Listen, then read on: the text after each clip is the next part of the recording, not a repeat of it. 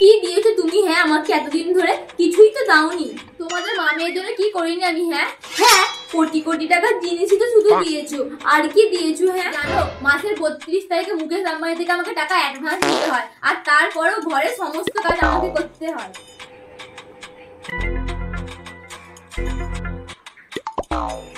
Baby, princess দাঁড়িয়ে আছে, চুপ করো।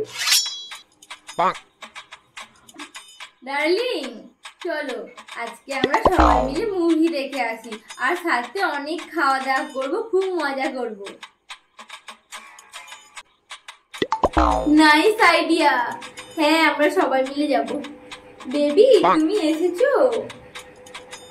তুমি কি আমার সাথে মুভি দেখতে যাবে?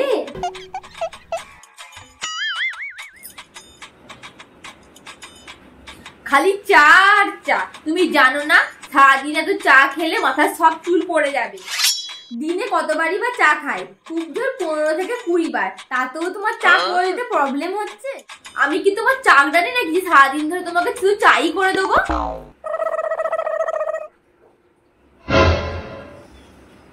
আমার যত ভুল হয়েছে ওইটাকে জন্ম দিয়ে আমি যত ভুল করে ফেলেছি।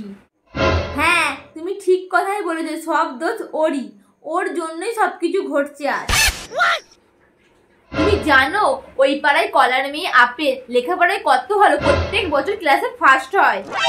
হ্যাঁ তাই, লেখাপড়ায় অষ্টরম্ভা, মুখের বদনাটাকে নিয়ে বড়দের মতন ঘুরে বেড়াচ্ছে, কোনো লজ্জাও নেই। এর তো একেবারেই লজ্জা নেই। ঠিক আছে, এর পেছনে গাদা গাদা টাকা খরচা করে কি বা হচ্ছে? আমি এক কাজ করি, বরঞ্চ ঘটক দেখে ওর বিয়ের ব্যবস্থা করি।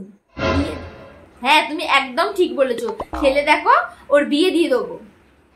বাবা আমি কি করলাম? এদের ঝগড়া হবে, সবসময় আমাকেই বলির পাঁটা হতে হবে, ভালো লাগে না।